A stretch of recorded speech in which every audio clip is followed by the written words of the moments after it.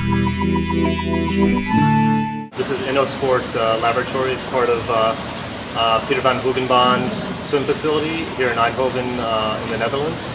To my right, I've got Dean Jackson. He's one of the principals with Huub Wetsuits. And to his right is Huub, how do I pronounce your last name? Toussaint. Toussaint. Okay. My first name is Huub. So if you really pronounce it right, you say Huub. Huub.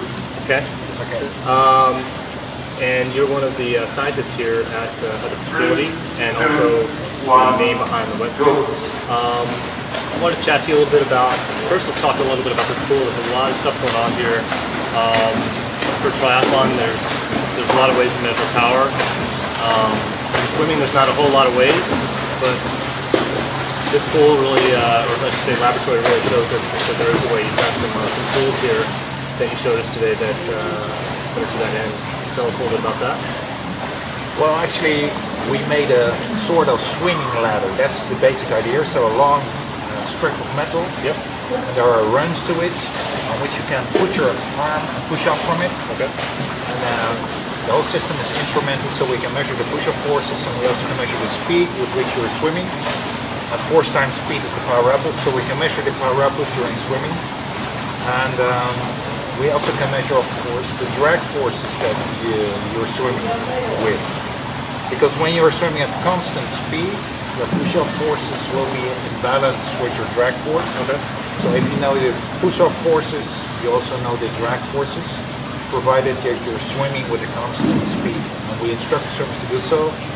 And using that contraption, we can measure for every speed the drag you encounter while swimming. Okay. I guess the takeaway for triathletes is the fact that this facility is actually open to athletes to come and do testing. Tell us a little bit about that. How, if someone was to come in here and wanted to find out with these tools what the best suit is for them, and also idiosyncrasies of their swing stroke, position. You've also got a toe rope here as well to do some more measurements. Well, we used, of course, this facility to measure the effect of suits on drag reduction. And what we found out is that if we have a good suit for this guy, it is not necessarily a good suit for you.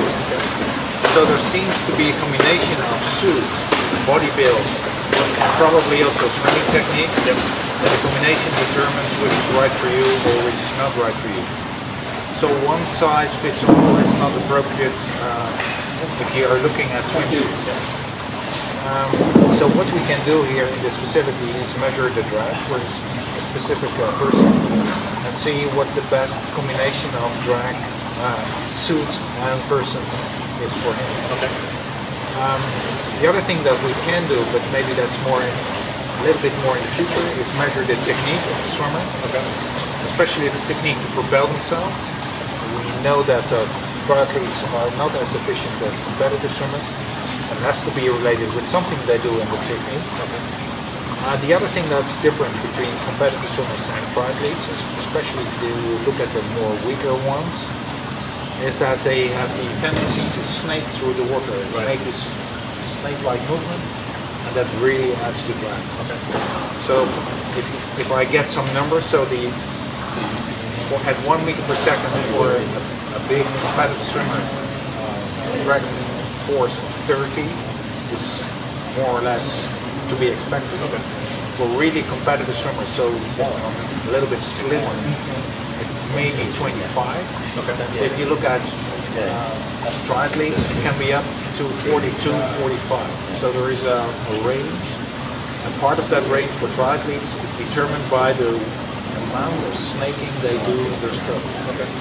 That's also one of the things that we try to counter when we are using the Huub suit. Okay. We made an exoskeleton around the waist and hips, such that the available space for making this wiggling, snake-like movement is minimized. Yep. So here could be a harmony of developing a product with the science and the expertise that says, actually, why have you been doing that? Because that's wrong. Or you really should do that because that would be right. And here's the data and here's the numbers. And then you put that together with the guys from Sprint Smooth in Perth who have a very practical analysis side. They say, we'd like to see this. And who would that work? And who says, yes, that would work. And I'll try and put it into reality. And so the whole brand is being built upon, research is saying, do this, do that, try this. Yep. The science is saying, you should do this, you should do that. You should think about that first. But the reality is myself really in this, saying, well, those materials don't exist yet, but we'll find the best we can. Or that's not possible. Let's do the best we can and work with the factories to get us to that end game. And we found that in this suit. We've used life jacket materials in the hips and the thigh, where Huub was talking about isolating the hips. Okay. So we went to some physiotherapists and said, how would you isolate the hips to stop movement, to stop snaking? Yep. This is how you do it. So we mimicked that in the suit. And then I wanted a material that would stretch as much as neoprene, but something that was more buoyant. So we found NBR, which is the material used in life jackets. Okay.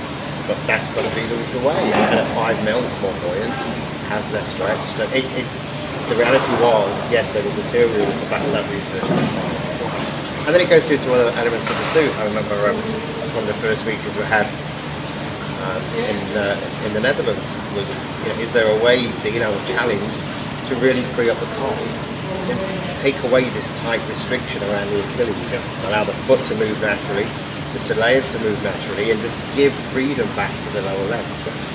There's been some perhaps misconceptions that you need to have compression, but really we kind of free everything up. So we researched not just putting a small insert in, but a full insert. It wasn't big enough, so we went even bigger. And the feedback is that it's working. That's how I guess the brand's going to progress. It's bringing in the experts that are willing to share their knowledge, and who's not being protective on anything, very open about it, and then we need to try and piece this together. It's very exciting because there's lots of misconceptions, I think, in the world of wetsuits and swimming. Triathlon is 3 parts, and I personally feel that one of the most important parts is being ignored, and it's now time to really just wake up on it. Cool. Well, guys, thanks for your time. Appreciate it. Look forward to seeing the suit. Actually, good question. When are people going to start seeing these suits on the market? Our wonderful distributor, Chris Gappard in the US, he's going to have stock of these April onwards. Okay. Very excited about the US market. The UK will get me soon in April. And then the rest of the world will see how the business develops. Cool. We look forward to seeing science applied to your new brand. So congrats and thanks so much for the time, guys. Thank you, Jay.